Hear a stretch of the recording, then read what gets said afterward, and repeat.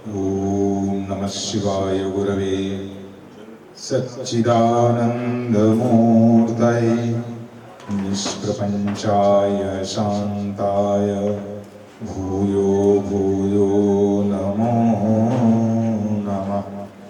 श्रीरामं सह लक्ष्मणं सकरुणं सीतान्वितं सात्विकं वैदेही मुखपद्मलुब्धमधुपं पौलस्त्यसंहारकं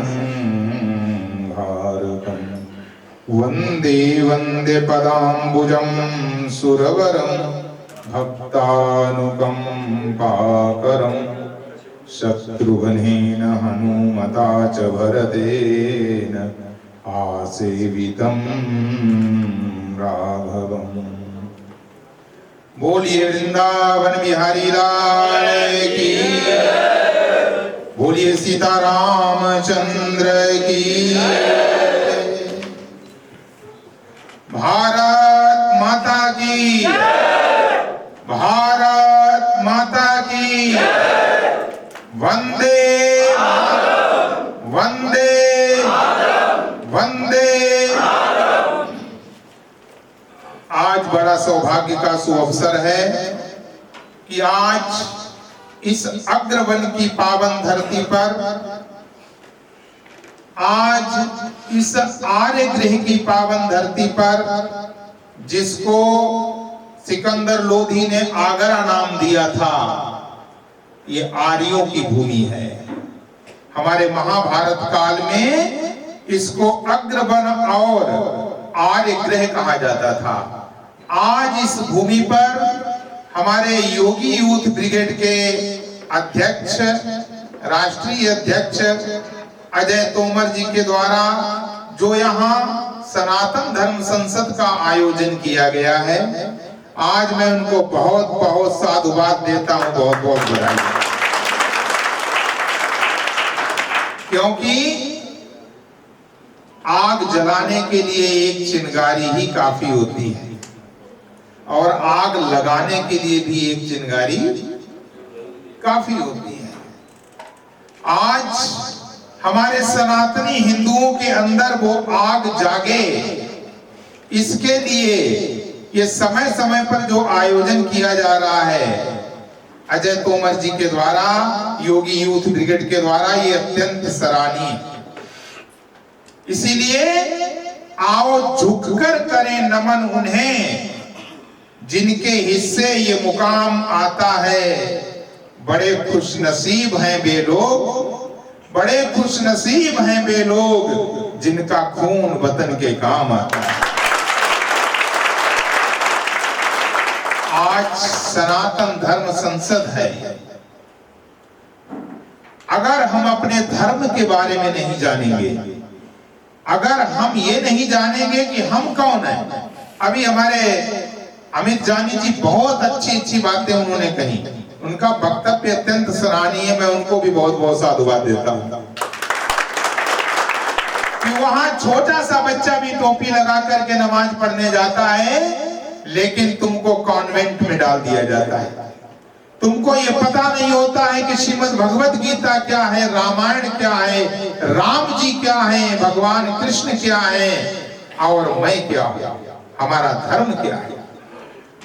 इसीलिए तो आजकल की जो बेटियां हैं, जो बेटे हैं, वो धर्मांतरण के चक्कर में बहुत जल्दी पड़ जाते हैं, क्योंकि उनको ज्ञान ही नहीं है अपने धर्म का। जब तक हमें अपने सनातन धर्म का ज्ञान नहीं होगा। अभी अजय तोमर जी ने बड़ी अच्छी बात बोली थी अपने वक्तव्य में कि मरना तो है ही, अगर मरना है तो कुछ करके मरे। अच्छा एक बात बताइए, सबसे ज्यादा मृत्यु का भय अगर भगाने का उपदेश और ज्ञान कोई देता है तो वो कौन देता है?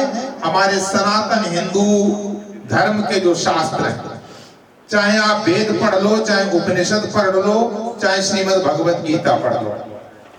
श्रीमद् भगवत गीता में भगवान श्री कृष्ण ने जब कायरता पूर्ण बातें करने लगा था अर्जुन, तब अर्जुन से यही कहा था कि न जायते म्रियते वा कदाचित् जातस्य ही मृतो जातस्य ही ध्रुवम मृत्यु ध्रुवम जन्म मृतस्य च, जिसने जन्म लिया है उसकी मृत्यु निश्चित है और जिसकी मृत्यु हुई है उसका जन्म निश्चित है। जब ये ज्ञान हमको दिया गया, तो जब ये ज्ञान दिया गया है तब हम मृत्यु से क्यों डरते हैं? अपने धर्म पालन से क्यों डरते हैं? हमें अपने धर्म का पालन करना चाहिए, हमें अपने धर्म की रक्षा करनी चाहिए। और अगर हम अपने धर्म के प्रति जागरूक नहीं होते हैं तो क्या होगा?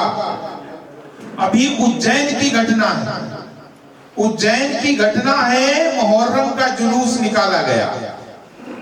आप लोगों ने देखा होगा न्यूज पर भी। उज्जैन किसकी धरती है? महाकाल की धरती है। महाकाल देवाधिदेव महादेव हमारे हिंदुओं के आराध्य हैं और उनकी धरती पर एक कार को 40 फीट ऊंचा उठा करके और उसमें बम ब्लास्ट कर दिया गया। मातम के जुलूस में एक आतंकवादी कृत्य किया गया। क्या ये आतंकवादी घटना नहीं है क्या? ये आतंकवादियों जैसा कुकृत्य नहीं है क्या? और प्रशासन, मैं प्रशासन को थोड़ा सा इंगित करते हुए कहना चाहूंगा, पुलिस प्रशासन को, क्या पुलिस प्रशासन की ये जिम्मेदारी नहीं बनती थी कि उज्जैन जैसे, बड़नगर जैसे संवेदनशील इलाके में जब उनको परमिशन दी गई थी मातम का जुलूस निकालने के लिए, कैसे क्रेन पर गाड़ी लटकाई जाती रही और पुलिस प्रशासन वहां से नदारद था? क्या पुलिस प्रशासन की जिम्मेदारी नहीं थी? जब ब्लास्ट किया गया तो तुरंत उन लोगों को दबोचना चाहिए था। बाद में जब ऊपर से आदेश आया तो कार्रवाई हो रही है। मैं एक बात और बता देना चाहता हूं, पुलिस प्रशासन कोई बाहर से नहीं आया है, कोई आसमान से नहीं टपका है। पुलिस प्रशासन हम सभी हिंदुओं के बीच से ही निकला हुआ है, सभी सनातनी ही हैं अधिकतर। आपको मैं एक बात बताना चाहता हूं, पुलिस प्रशासन के अपने भाइयों को, अगर गोली तुम्हारे सीने में कोई मारेगा तो वो हिंदू नहीं मारेगा, वो मुस्लिम समुदाय का ही होगा। तुम्हारी गाड़ियां जलाई जाएंगी, तुम्हारे थाने जलाए जाएंगे तो वो हिंदू नहीं जलाएंगे, वो जलाने वाले मुस्लिम समुदाय के ही होंगे। अभी आप लोगों ने संभल में देखा होगा, इसका ट्रेलर था। संभल में पुलिस के ऊपर गोलियां चलाई गई, पुलिस वालों की हत्या की गई। आखिर एक कैसा डर है तुम्हारा कि तुम्हारी नपुंसकता है कि तुम्हारी कायरता है कि जब आदेश हो चुका है तो तुम क्यों नहीं उनके ऊपर सख्त हुए? और कैसे उनको इजाजत मिल गई गाड़ी को 40 फुट ऊंचा उठा करके और उसमें बम ब्लास्ट करने की? और उसके बाद झंडे लहरा रहे हैं और उन झंडों में क्या लिखा था? झंडों में उर्दू भाषा में लिखा था, उर्दू में, अरबी में। ले मैं फिर आ गया। ये चुनौती थी, उस मुहर्रम के जुलूस में चुनौती थी मुस्लिमों की तरफ से। और ये चुनौती किसके लिए थी? सनातनी हिंदुओं के लिए चुनौती थी, ये चुनौती पुलिस प्रशासन के लिए थी और ये चुनौती भाजपा सरकार के लिए थी, क्योंकि मध्य प्रदेश में भाजपा सरकार है। आज हमें जागना पड़ेगा। पुलिस प्रशासन को मैं इसलिए इंगित करना चाहता हूं, इसलिए मैं उनका ध्यान आकर्षित करना चाहता हूं कि ये घटना जब मैंने देखी तो मेरा हृदय विदीर्ण हो गया। सरकार हमारी भाजपा की है जो आतंकवाद का विरोध करती है, पुलिस प्रशासन भाजपा सरकार का है। और ऐसी स्थिति में इतनी बड़ी घटना, अगर उन विधर्मियों की सरकार होती तब आप लोग क्या कर पाते और क्या करते? क्या उम्मीद की जा सकती थी? जब ऐसे समय में तुम कुछ नहीं कर पाते। आज समझने की जरूरत है कि कौन सत्य के मार्ग पर चल रहा है, कौन धर्म के मार्ग पर चल रहा है और कौन अधर्म के मार्ग पर चल रहा है। महाभारत में आया है कि धर्म एव हतो हन्ति धर्मो रक्षति रक्षिता। जो धर्म का हनन करता है धर्म उसको नष्ट कर देता है। और जो धर्म की रक्षा करता है धर्म उसकी रक्षा करता है। इसलिए ये देखना पड़ेगा कि धर्म का मार्ग कौन सा है, उस पर चलो। हमारे हिंदू की जब हम व्युत्पत्ति करते हैं तो जानते हो क्या होता है? हिंसया दूयते हृदयम यस्य स हिंदू। हिंसा करना तो बहुत दूर की बात है, हिंसा के नाम मात्र से जिसका हृदय विदीर्ण हो जाए उसको हिंदू कहते हैं। और इसके बाद भी सन 2014 से पहले, मोदी सरकार से पहले, आपको याद होगा तत्कालीन यूपीए सरकार में, कांग्रेस सरकार में एक बहुत बड़ा दोषारोपण और एक बहुत बड़ा धब्बा लगाया गया। और वो क्या धब्बा था हिंदुओं के ऊपर? हिंदू आतंकवाद। हिंदू कभी आतंकवादी नहीं हो सकता। अगर हिंदू है तो आतंकवादी नहीं हो सकता, और अगर आतंकवादी है तो हिंदू नहीं हो सकता। उसका डीएनए टेस्ट करा के देखिए। लेकिन जब हिंदुओं के ऊपर आंच आती है, जब सनातनी हिंदुओं के ऊपर आंच आती है, जब रावण जैसा दुराचारी इस भारत भूमि में आकर के मां जगदम्बा सीता का हरण कर लेता है, उस समय सनातनी हिंदुओं के पुरोधा हनुमंत लाल जी तुम लोगों की तरह सड़क पर कैंडल मार्च नहीं निकाले। हनुमंत लाल जी ने कैंडल मार्च निकाली थी क्या? क्या किया था? सीधे लंका में घुस गए और लंका में आग लगा दी और लंका को जला करके भस्म कर दिया। ये है सनातनी हिंदू। इसलिए हम हिंदू की परिभाषा बदलना भी जानते हैं। अगर हिंसा से हम दूर रहते हैं, लेकिन जब सनातनी हिंदुओं की अस्मिता पर कोई बुरी नजर डालता है, उस समय हिंदू की परिभाषा बदल जाती है। और उस समय हिंदू की परिभाषा, हिंदू की व्युत्पत्ति क्या हो जाएगी? हिनस्ति दुष्कृताम दुष्टाम दुराचारिणः स हिंदू। जो दुष्टों और दुराचारियों को नष्ट कर दे उसको हिंदू कहते हैं। आज हमें ऐसा हिंदू बनना, दुराचारियों और दुष्टों को नष्ट करना। आजकल आपने देखा होगा अयोध्या में राम मंदिर में जो चढ़ावा आ रहा था उसमें चोरी हो गई। किन लोगों ने चोरी की? गिनने वालों ने चोरी की, रख रखाव करने वालों ने, ले जाने वालों ने चोरी की। एसआईटी गठित की तुरंत। माननीय मुख्यमंत्री योगी जी ने एसआईटी गठित की, और पिछली सरकारों में जाने कितने कारनामे हो जाते थे, एसआईटी गठित नहीं होती थी। और अगर एसआईटी गठित भी हो जाए तो सालों साल उसकी रिपोर्ट नहीं आती। आज योगी जी की मंशा इससे पता चलती है हिंदुओं, किसी के बहकावे में आने की जरूरत नहीं है। उन्होंने एक हफ्ते के अंदर एसआईटी गठित की और एसआईटी ने एक हफ्ते के अंदर अपनी रिपोर्ट सौंप दी, और अभी जांच बंद नहीं हुई है। अभी अंतरिम रिपोर्ट दी है केवल, अभी जांच चल रही है। और सोशल मीडिया पर क्या कहा जा रहा है? सोशल मीडिया पर कहा जा रहा है कि सरकार चोर है, क्योंकि वो चाहते हैं किसी तरह से सनातनी हिंदुओं का विश्वास टूट जाए योगी जी के ऊपर से, मोदी जी के ऊपर से, और फिर हम सभी विधर्मी एक कुनबा है। और आज जो चढ़ावे के ऊपर जितना भी हल्ला मचा रहा है विपक्ष, ये जानते हो कौन सा विपक्ष है? ये वही विपक्ष है जिसने राम मंदिर में 1 रुपया भी दान नहीं दिया। उसको वोट देने वालों ने भी 1 रुपया दान नहीं दिया है, और वो आज कह रहा है कि सरकार चोर है। अरे चोर है कि साहूकार है, हम सब हिंदू समझ लेंगे उसको। और जो पैसा चोरी हुआ है वो भी बरामद हो जाएगा, और जो अपराधी है वो जेल जाएगा।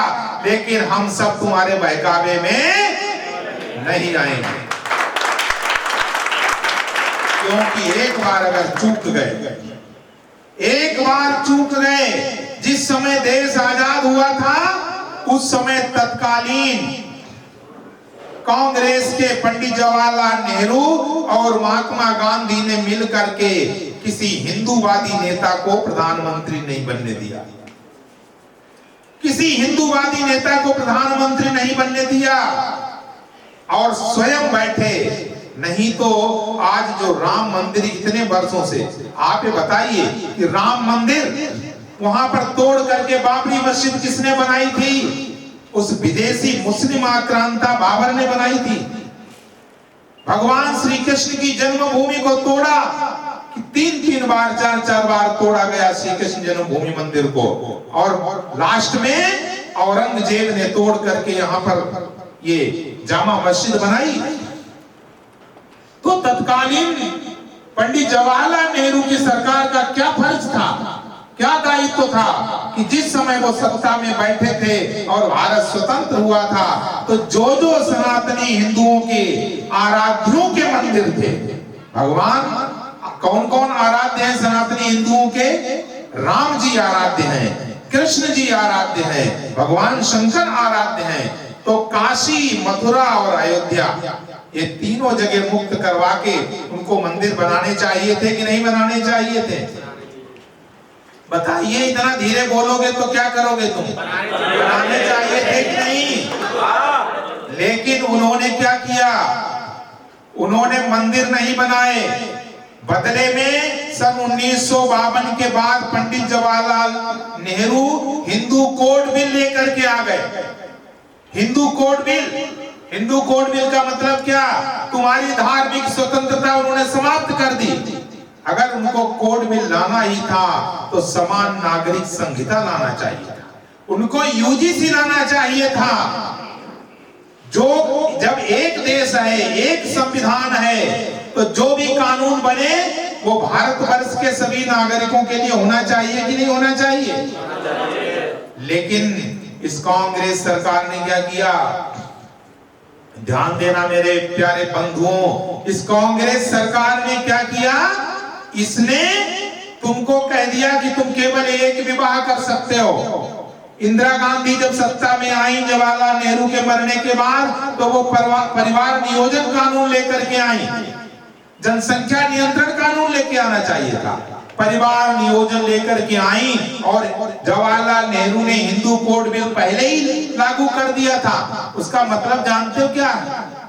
इन्होंने मुस्लिमों को नंबर 1 का नागरिक बना दिया और हिंदुओं को नंबर 2 का नागरिक। जो भी हम कानून बनाएंगे वो हिंदुओं के ऊपर लागू होगा, मुस्लिमों के ऊपर लागू नहीं होगा। इसलिए उन्होंने एक नारा दीवारों पे लिख दिया, पकड़ पकड़ के नसबंदी की, और दीवारों पे लिख दिया, हम दो हमारे दो।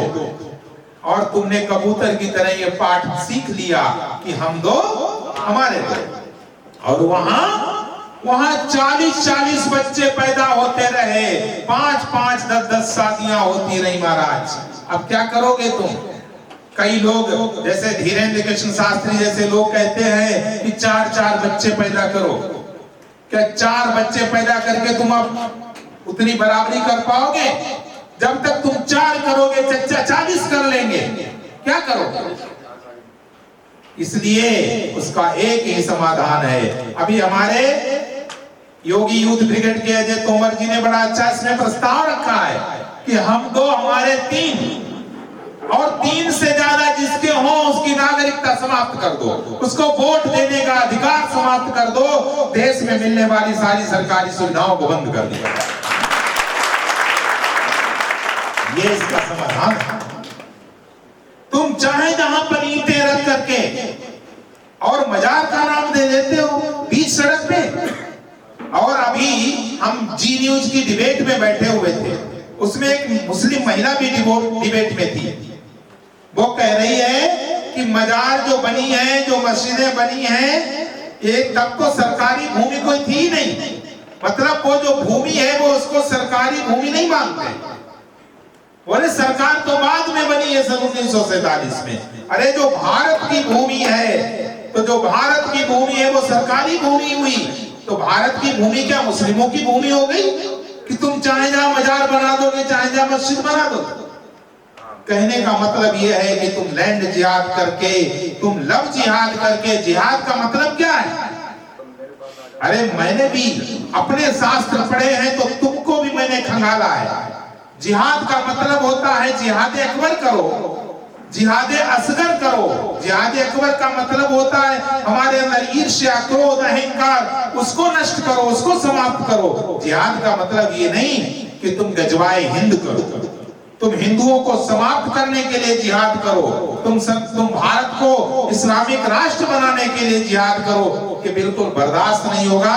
समय अब इजाजत नहीं दे रहा है। बस इतना ही कहना चाहूंगा कि आज अजय तोमर जी को देख करके, उनके इन कार्यों को देख करके उनको मैं ये बधाई देना चाहूंगा कि काम ऐसा करो जो पहचान बन जाए, काम ऐसा करो जो पहचान बन जाए, कदम ऐसा चलो कि निशान बन जाए। जिंदगी जीने को तो हर कोई जी लेता है, जिंदगी ऐसी जियो कि मिसाल बन जाए।